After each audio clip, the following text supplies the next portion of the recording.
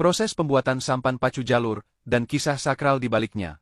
Jauh sebelum tangan-tangan kecil itu menari di ujung sampan, jauh sebelum mata dunia terpukau oleh gerakan aura farming anak-anak Togak Luan, dan bahkan jauh sebelum dentuman beduk lomba pacu jalur menggema di tepian sungai Kuantan, ada kisah panjang, sakral, dan penuh kerja keras yang jarang diketahui publik. Kisah itu dimulai bukan dari sungai, melainkan dari rimba. Dari hutan lebat yang sunyi, tempat sebatang kayu dipilih dengan hati-hati untuk diubah menjadi sampan kebanggaan. Satu jalur, begitu masyarakat menyebut perahu panjang itu, bukan sekadar alat lomba. Ia adalah simbol harga diri desa, lambang kebersamaan, dan hasil dari proses spiritual yang tidak main-main. Di balik gemuruh tepuk tangan penonton dan sorak-sorai saat lomba, ada peluh yang jatuh di bawah bayang pohon-pohon raksasa, ada doa yang dilantunkan di akar pohon, dan ada tradisi yang dijaga turun-temurun.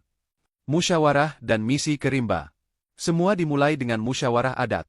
Para tokoh desa, sesepuh, dan warga berkumpul, membicarakan niat membuat jalur baru.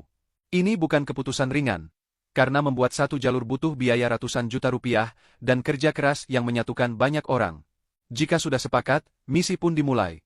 Menembus rimba, mencari batang kayu yang pantas. Yang dicari bukan kayu sembarangan. Harus meranti, kuras, marsawah, atau benio.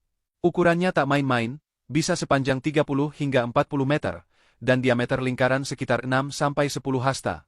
Kadang lokasi kayu bisa lebih dari 70 km dari desa.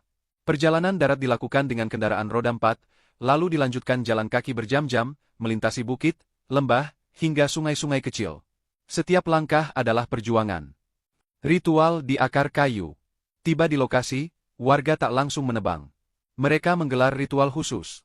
Seekor ayam jantan disembelih di pangkal pohon, dipimpin oleh pawang desa atau orang yang dituakan. Ini bentuk permohonan izin kepada penjaga hutan.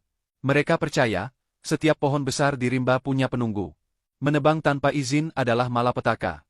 Doa dilantunkan, kepala ditundukkan. Ayam disembelih, darahnya menetes di akar. Ini bukan sekadar ritual, ini bentuk rasa hormat. Setelah selesai, baru alat berat atau kapak bekerja. Batang pohon dirobohkan hati-hati, lalu dipotong sesuai panjang yang dibutuhkan. Dari kayu ke jalur. Zaman dulu, kayu dibentuk setengah jadi langsung di dalam hutan. Tukang dibawa ke rimba, logistik dikirim seminggu sekali. Kini, kayu dibawa pulang ke desa, dibersihkan, lalu diasapi semalaman. Proses ini disebut didiang, membuat kayu lebih lentur dan awet. Setelah itu, tukang mulai bekerja. Satu tukang utama dibantu 2 asisten. Mereka mengukir, melubangi, dan menyatukan papan-papan besar menjadi satu tubuh jalur. Proses ini bisa memakan waktu hingga 2 bulan. Butuh ketelitian dan cinta. Jalur bukan hanya harus indah, tapi juga ringan dan kuat menembus arus sungai Kuantan saat lomba. Biayanya? Jangan tanya. Dari mulai survei kayu, alat berat, hingga upah tukang dan pengecatan, totalnya bisa mencapai 150 juta rupiah. Itu belum termasuk aksesoris seperti ukiran, lambang desa, dan bendera yang dikibarkan di bagian depan jalur. Warisan yang hidup puluhan tahun. Menariknya, satu jalur bisa bertahan hingga puluhan tahun.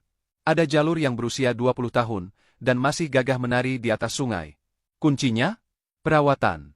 Jalur disimpan di kandang, bangunan khusus yang menjaga suhu dan kelembapan. Jalur digalang setinggi 1,5 meter, agar tidak bersentuhan langsung dengan tanah. Karena satu tetes air lembab bisa membuat kayu mulur dan lapuk. Ini sebabnya, tidak semua desa membuat jalur baru setiap tahun.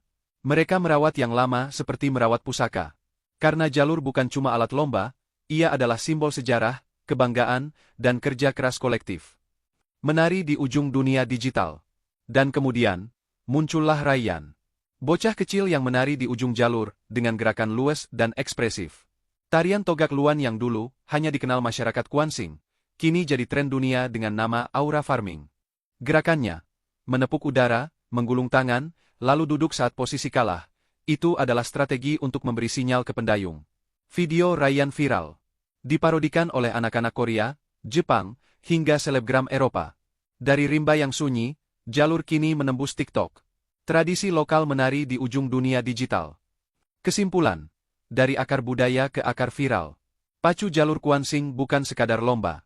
Ia adalah kolaborasi antara manusia dan alam, antara tradisi dan modernitas, antara gotong royong dan prestise desa. Jalur bukan perahu. Ia adalah narasi panjang tentang bagaimana budaya Indonesia tetap bisa mendunia tanpa kehilangan akarnya.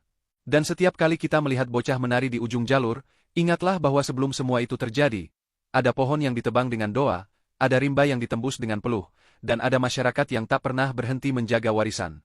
Dari Sungai Kuantan untuk dunia.